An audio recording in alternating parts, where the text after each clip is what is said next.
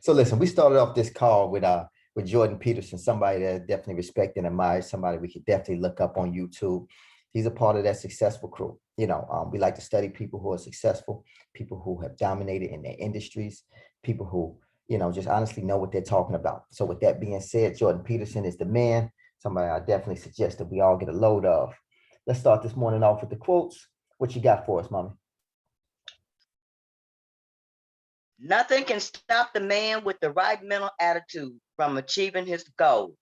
Nothing on earth can help the man with the wrong attitude. And that's Thomas Jefferson.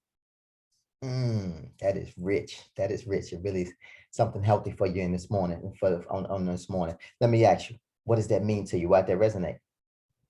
If the mental part of you is right, then the attitude will be right. But if you can't get the mental part of you together, then you're going to have a bad attitude. So you got to take care of yourself mentally by putting something in there productive in your mind, something that you can grow from. And that's how you're going to have the right attitude, because that's where the negativity comes from when your mental attitude's not right. Absolutely. Absolutely. And I know a thing or two about that.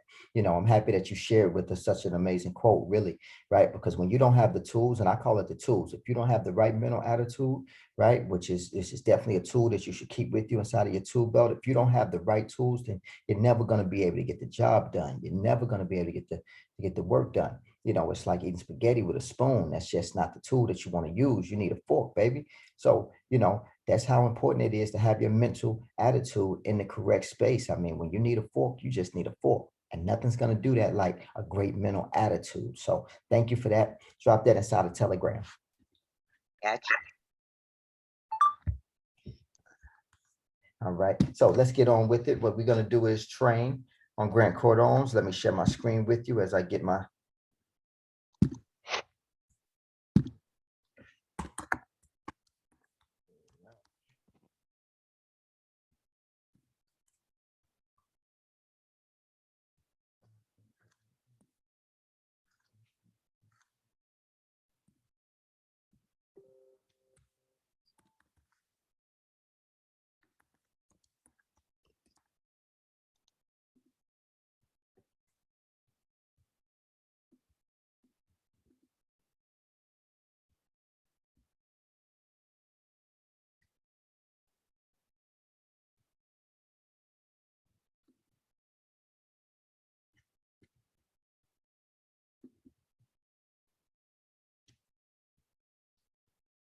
bear with me as I get us.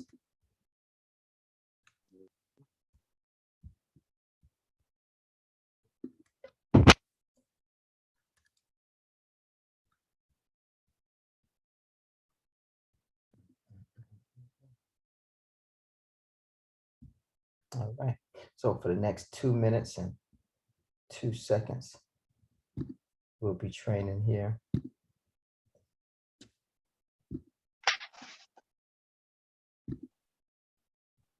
And we'll be training on no clear purpose in this call. Another mistake in follow-up is no clear purpose for the contact, the call, the personal visit, the text, whatever it is. No clear purpose. You need a reason. Like the way I start my calls, always have, is the reason. Hey, the reason I'm calling you. I tell everybody the reason up front. The reason I'm calling you, let's say I'm selling a product. We had an appointment to show a product. John, thanks for taking time with me. Maybe this is going to be 8 or 9 minutes, 10 minutes at max. My intention in this call is to have you on our product before I leave. I tell them what my reason is. My reason was not to come ask about the kids, find out how everybody's doing. Now, some people like that. Maybe that's good for you. Maybe that's good for your client, but you should find out. If they like all that, do it, but have a clear purpose. Was your clear purpose or reason to find out about the kids? I don't think so. If it is, don't present your product. You understand what I'm saying? Look, if your reason to go there was to check on the wife, the kids, the family, and their vacation, then let that be your purpose and don't sell any product. But if your purpose really was to make contact, to show them your product, to get a decision, then why don't you just make it clear that that's what you're there to do? Once you make it clear, my intention is to have you on our product by the time we leave. Or maybe you're going to do a presentation and you're talking to a group of people.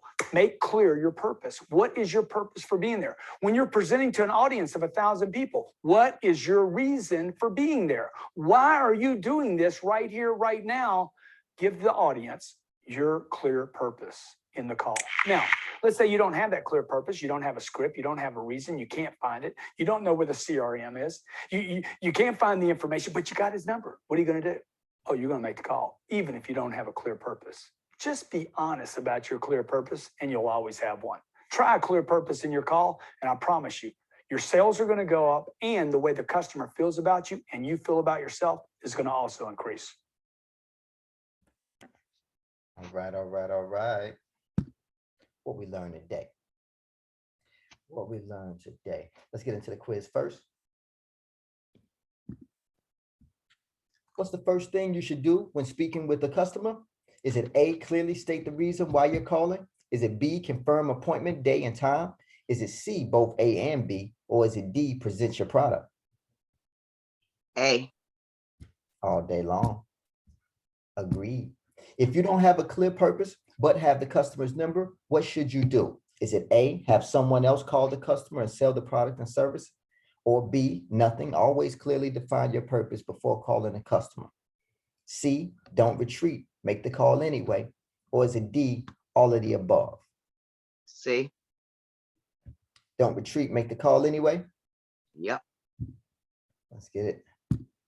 As long as you are blank about your clear purpose, you will always have one. As long as you are professional, as long as you are confident, or is it honest, or is it none of the above?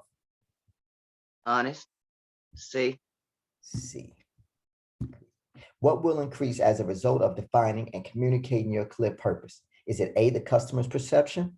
Is it B, the sales? Is it C, your confidence level? Or is it D, all of the above? What will increase as a result? All of the above. All of the above. I can see that. All right, drum roll, please. Great job. So listen, this always is a confidence booster. But what did we learn? That you should have a purpose when you make a call, but just because you don't have that purpose, make that call anyway. Mm-hmm. Mm-hmm. Don't use that as an excuse not to make the call. That's not an excuse. I know that's right. I know that's right. One of the best things about this lesson, even though it was only 2 minutes, I think it taught us a real good lesson here. And not just for sales, but for anything, right? I like to have a reason. I like to state my reason for calling right up front when I'm speaking to somebody. You know, one of the first things I'm going to do is introduce myself. If I don't need to introduce myself, then I'm going to ask, hey, listen, you got a minute real quick, right? And then I'm going to move right into the reason why I'm calling. Well, the reason why I'm calling is this, right? So I can be a little bit more precise, so that my professionalism is where I need it to be, right? And then I don't want to get caught up in any long conversations neither. You know, I don't want to get caught beating around the bush. So I love it. I think that Grant Cardone is on to something, especially this morning. We need that, another tool inside of our tool belt. All right.